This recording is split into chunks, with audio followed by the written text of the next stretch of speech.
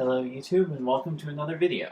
In this video we have an ASUS Terminator, but this is not an ASUS Terminator P4 like we were dealing with in prior videos. This is an ASUS Terminator K7, and basically what that means is that this has an AMD processor instead of an Intel processor. According to a sticky note on the top, it has a 1.1 GHz AMD processor, 256 megabytes of RAM, and a 20 GB hard drive. Now, I've already opened this up in a previous video. There is no hard drive, but there is indeed 256 gigabytes of RAM and a 1.1 GHz AMD Athlon. And today, I think it'd be really cool to install Red Hat Linux on this machine, because I have never actually owned a computer that is of an appropriate era to install Red Hat Linux. The closest I have is my well, I guess that's a lie. I do have my Compact Armada 1750 and my HP Pavilion something or other, but those both run Windows. And specifically the HP Pavilion, I feel like may be a bit difficult chipset-wise to run Linux on, because I can't even find all the drivers for Windows. I have Windows 98 installed, and I still don't have working sound drivers. And I guess, speaking of chipset difficulties, it should also be noted that this has a VIA chipset, and the P4 has an SIS chipset, and with the P4 at least, when I installed NetBSD on that, it really doesn't like parts of the SIS chipset, and particularly it doesn't like USB on the SIS chipset. So if I were to try and boot the system with USB devices plugged in, it would just hang, and I couldn't install from USB either. Even though, in theory, you should be able to do that with NetBSD, because it's modern enough that you can. It's modern enough to be able to recognize, USB devices. But anyway, so I've heard that VIA chipsets are sort of in a similar boat regarding support with Linux and BSD. But who knows? Maybe this will work just fine. But yeah. So the ports on here, front and back, are actually exactly the same as the ASUS Terminator P4.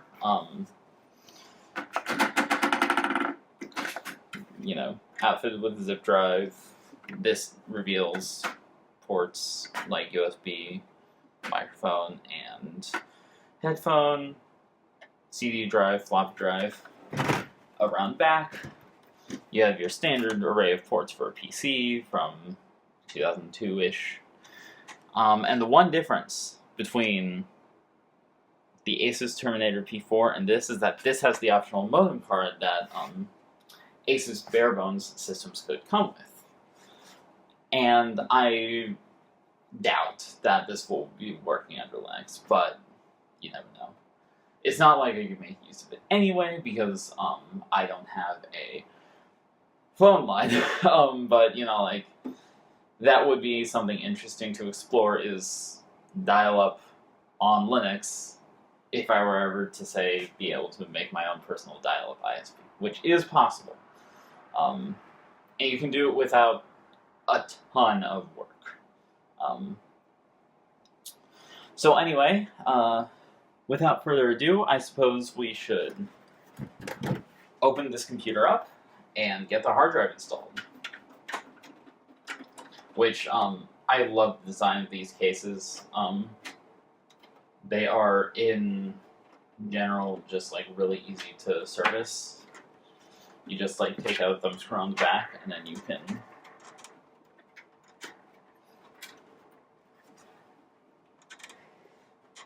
just like get this front piece off, in theory. There we go. It takes a bit of leverage, but you can get the front piece off.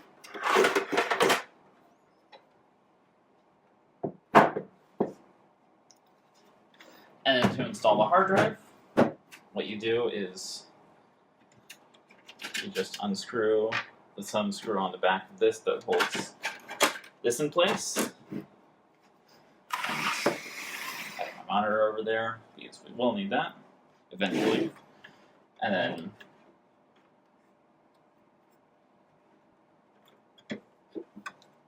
you get this part off, which does take a bit of work. So I'm going to do that off camera just because it's easier. Also, there's like some melted chocolate right here, which I'm going to wipe off. So yeah, now we have this open. And if I could, I would put it up on its feet, but I feel like this is probably safer. But yeah, so inside there are no PC cards, two presumably 128 megabyte sticks of RAM, the processor. It is a manufactured date of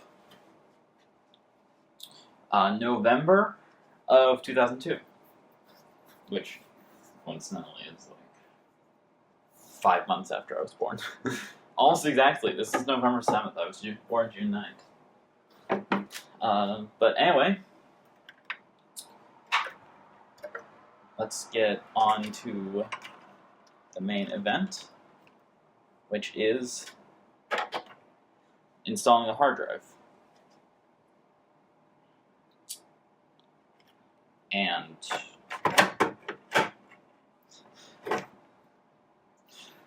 so this actually has a hard drive ribbon with 2 positions. I don't actually know if this case can support 2 drives. I don't think so, but I don't exactly know the history of the machine, but my guess is that this was used because this is what was on hand. So yeah, just plug the drive in like that.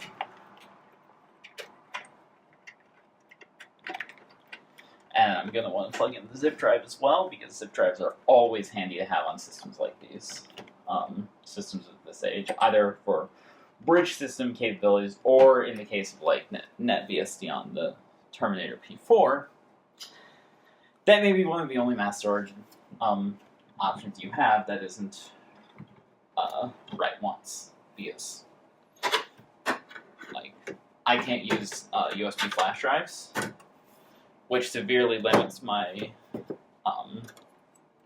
ability to use write once read many media. Write many removable media. I'm basically just like zip disks and floppy disks at that point. Okay, so I have everything wired up.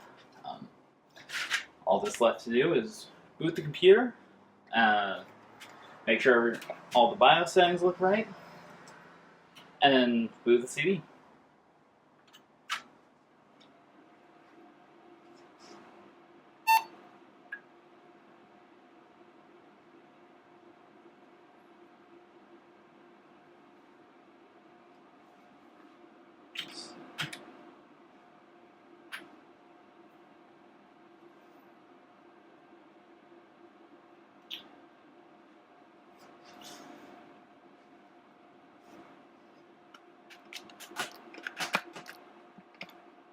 You should not just be sitting here.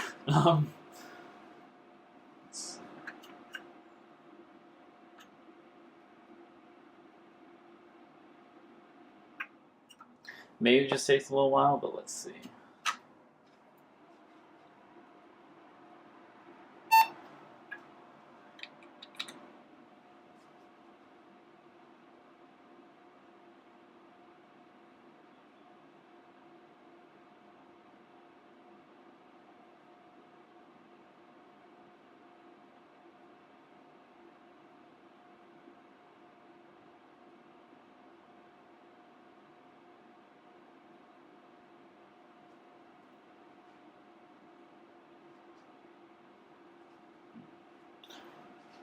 I'm gonna wait a little bit, maybe try some stuff, and I'll be back.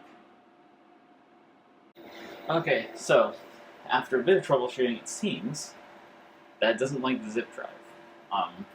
Can't have power. Well, can't have data cable plugged in at all. Maybe an IDE chain issue. But either way, yeah, let's see about this configuration now. Let's see.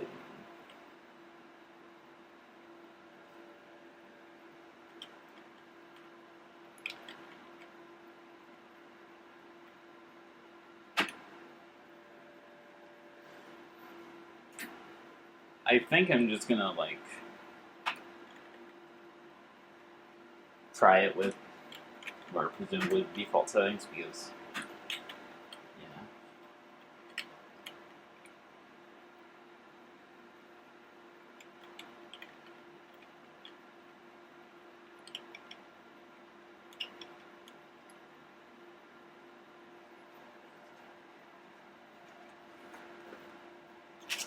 yeah, let's put in the first disk.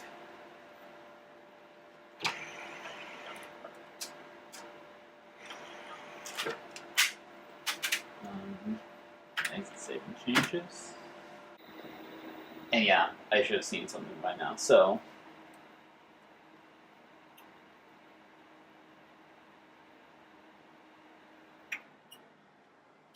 what I'm gonna do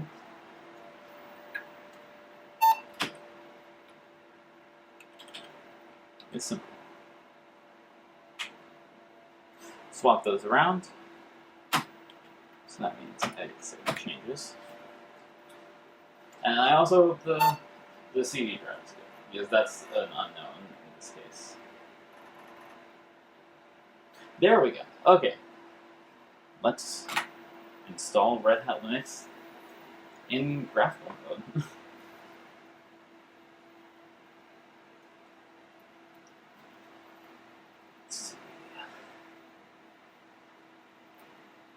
Okay, it seems to be okay with USB thus far. That's good.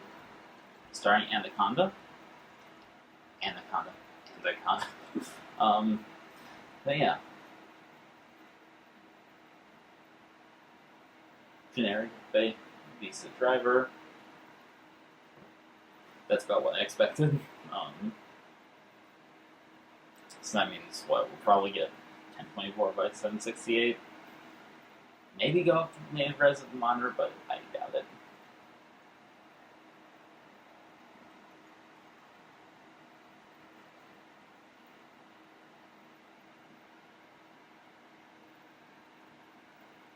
Ooh.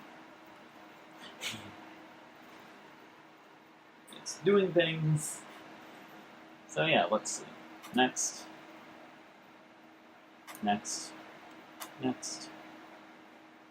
3-button mouse. Oh, no. Wheel mouse.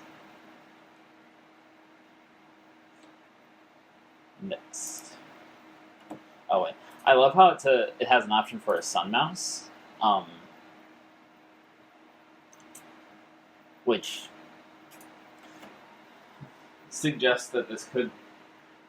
I forget if Red Hat Linux 9 was distributed for Spark, but I know that earlier versions were. Like, I think it was 7 that was, at least. I know there were versions that were distributed for Spark.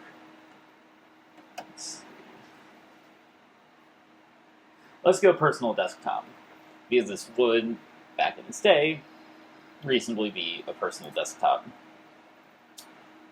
Automatically partition.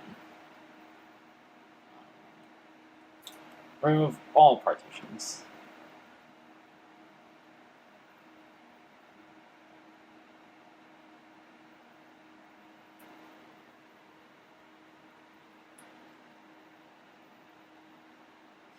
That's a 6 gigabytes. Did I miscount again? I thought this was like 3.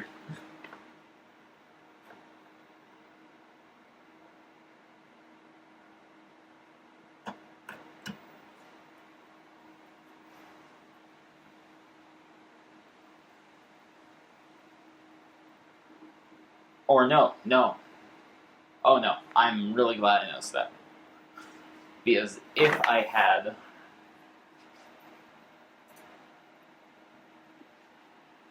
gone through with this,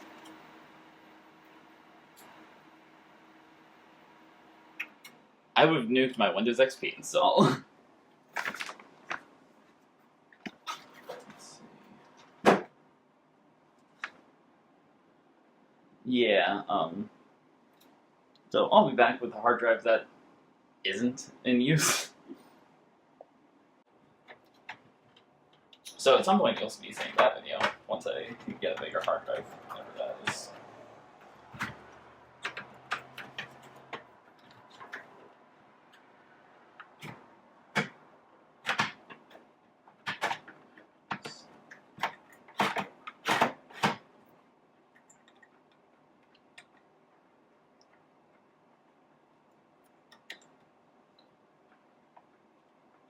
Power and data.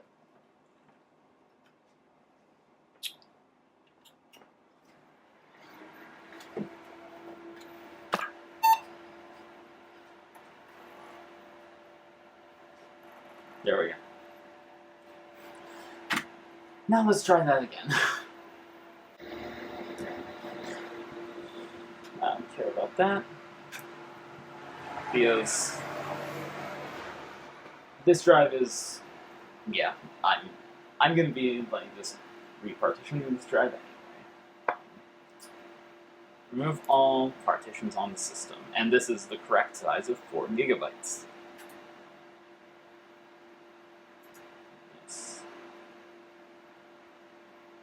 Drive is fine. That's good.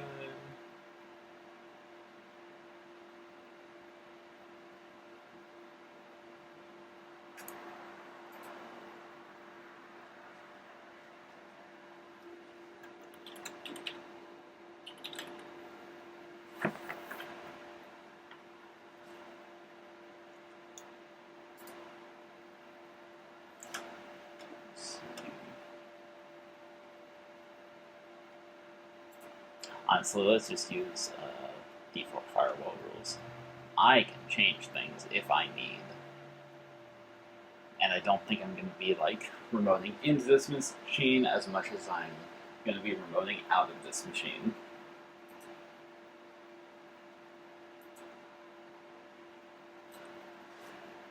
Let's see.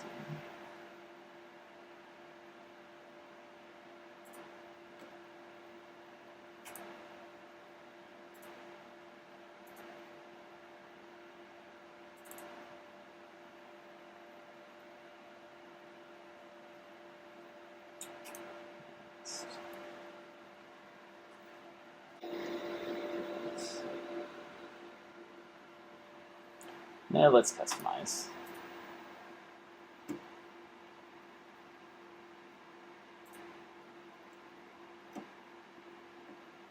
I want GNOME and KDE.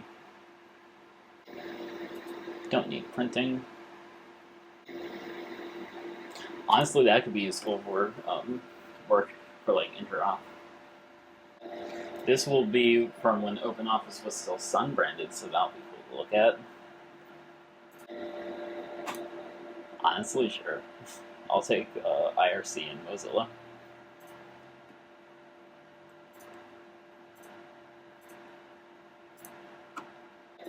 That looks good.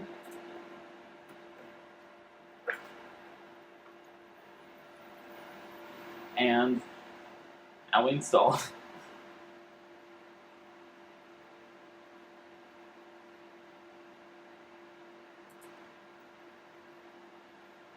So yeah, I suppose I'll come back when something interesting happens, which, knowing my luck, could be a successful install, or it could be something's gone terribly awry.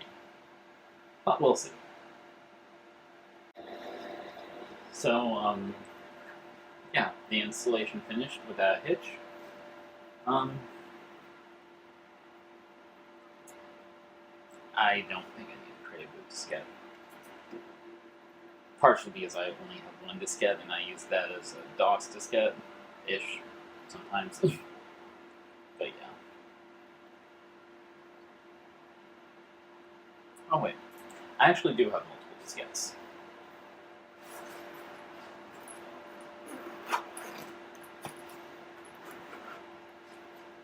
And in the spirit of pure correctness, I might as well go ahead.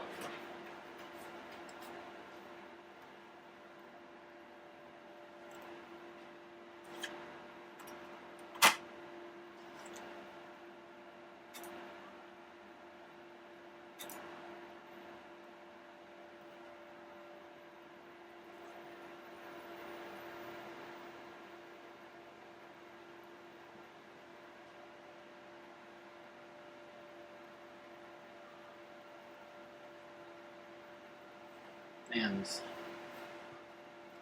yeah, like it said here, boot diskettes are useful basically if like either you don't install a bootloader or something goes wrong, or if your bootloader does not support Linux. So that would be in the case of like, you know, probably like dual booting Windows. Although Grub supports Windows, so I think Grub at this time supported Windows as well. But yeah, so I was making the boot diskette.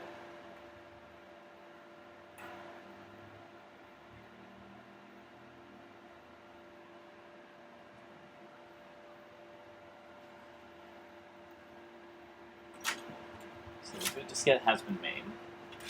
Now, oh god. Let's see.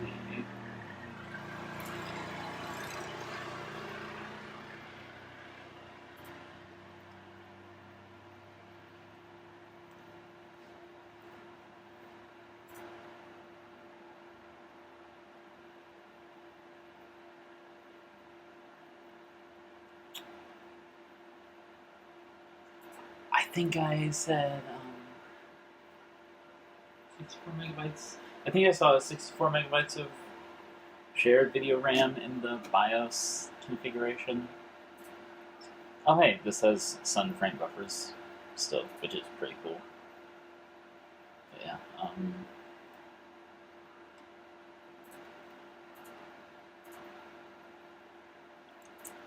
Yeah, I don't see any VIA chipset.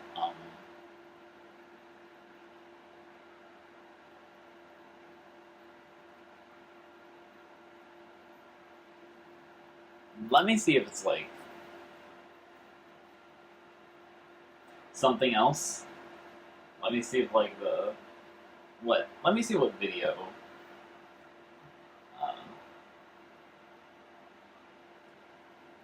core the chipset for this uses. Okay, so I did some looking. Can't find anything really.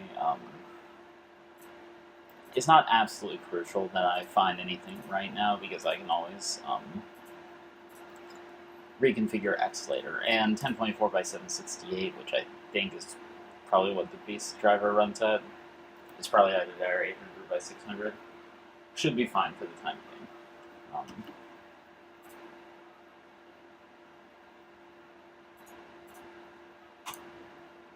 Let's go with 13 megabytes. Just to be safe.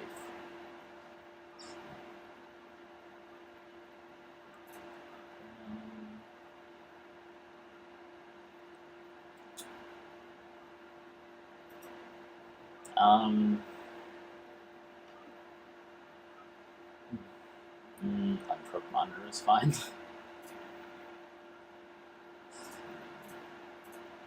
Okay, yeah, 800 by 600 is what we'll be running at. 24-bit color is fine.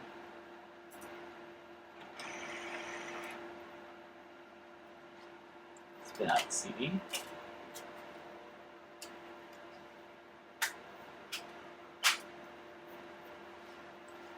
And now, let's reboot.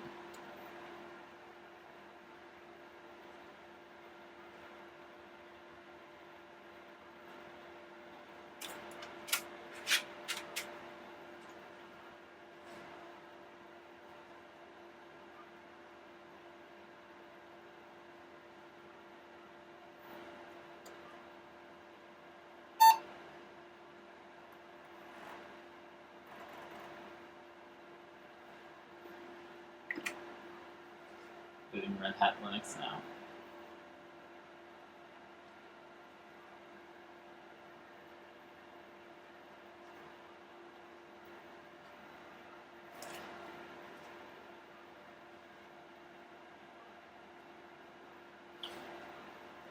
It'd be really fun to build a system specifically for Red Hat Linux. Just because I'd love to have actually full hardware compatibility instead of just installing on whatever I can find. I don't even know what I'd do necessarily, just I think that'd be really cool.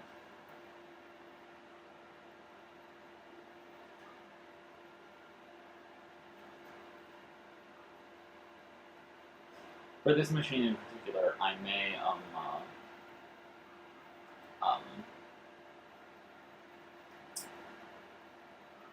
I may try and find a PCI video card that Red Hat Linux likes, because I think it'd be really cool to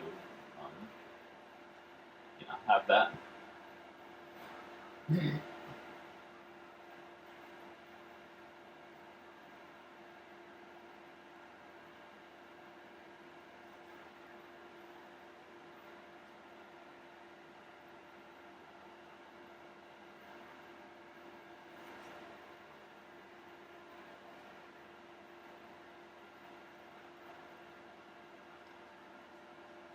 Ooh. Red Hat has always been great with user experience, it seems like. At least from what I've seen. Yeah. Oh, and this actually detected the sound card.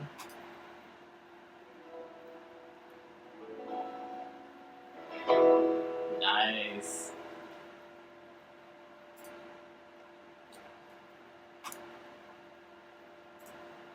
I do not want to register my system. No additional cities. Finish setup.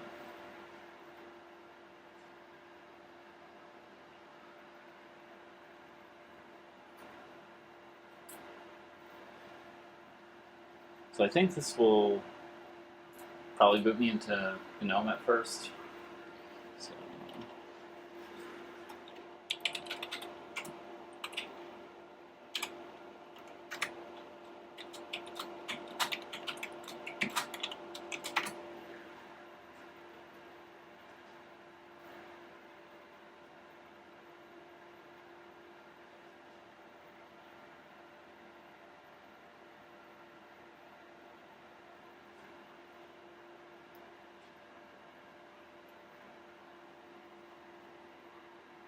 So yeah, here we have what I think is probably GNOME.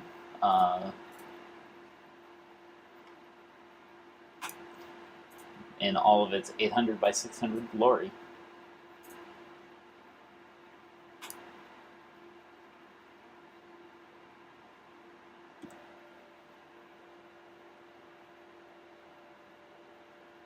This was freeze.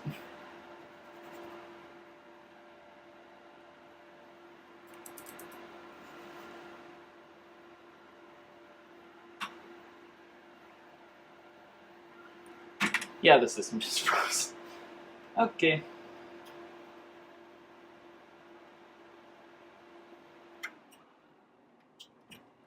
Let's try this again.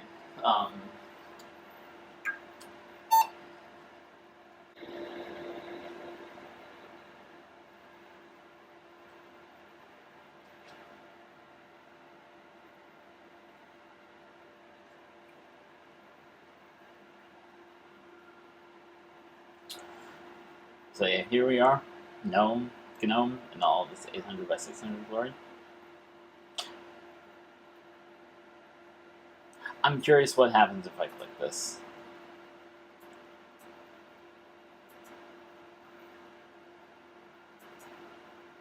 Okay, so that was just a one-off crash. Okay. So yeah, I'm going to mess around with this, make it look cool, and I'll be back. So, here we are with basically this all configured. As you can see, I now have a PS2 mouse, a Microsoft Intel mouse, as opposed to the USB mouse I normally use, because apparently that was what was causing the freezing and instability. I don't quite understand it, but I guess that was the thing. But yeah, so yeah, let's take a look. So first off, let's just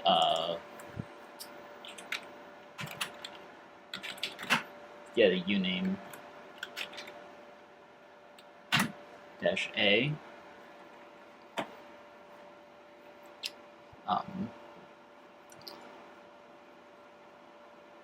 Linux kernel 2420-6, Athlon i386, getting Linux. And as you can see, this is running at 1280 by 1024 resolution. So I was able to find the graphics card that this has integrated and then use the correct driver. The only issue is there are some graphical glitches, which I don't quite know why, but it doesn't affect the usability of the system. Let's see. One thing I really want to look at is OpenOffice, though, because this should still be Sun-branded OpenOffice, and I haven't seen Sun-branded OpenOffice in a long time. Because, like, you know, Sun was bought by Oracle in 2009, 2010-ish, so, like, yeah. OpenOffice.org 1.0. So, this would be, like, actually, like, right after, it branched from StarOffice, I think.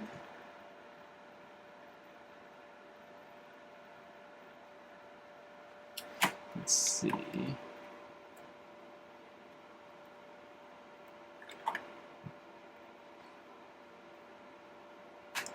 I don't need that.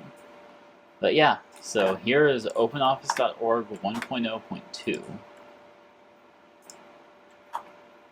Copyright 2002, Sun Microsystems Incorporated. That's really cool. Yeah.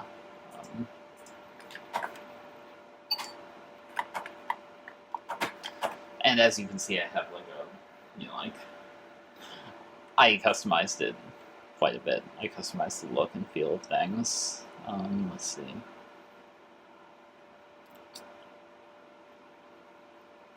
I sadly don't think I have anything to play.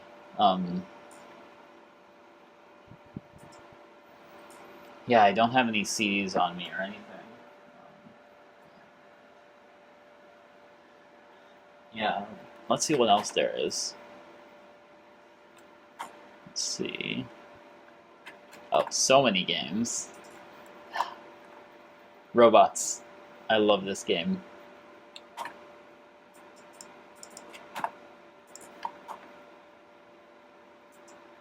New game.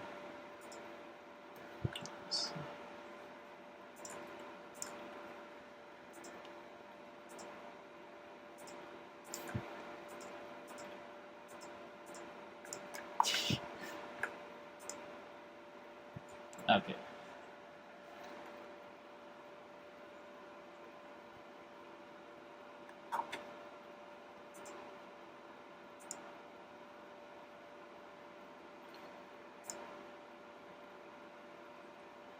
Let's do this.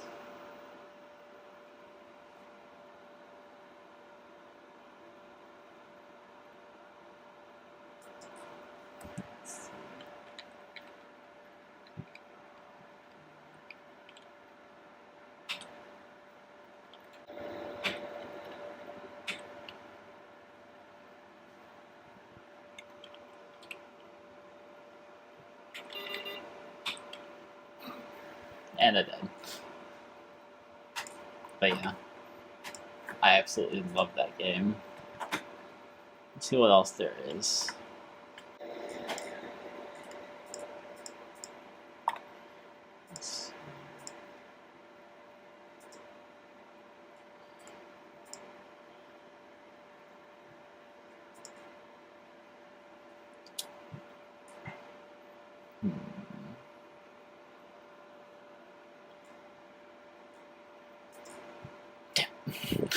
I meant to flag that one, not click it.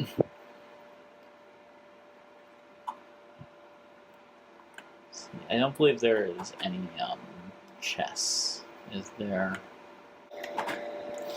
But yeah, so is there anything else? I don't believe so. But yeah.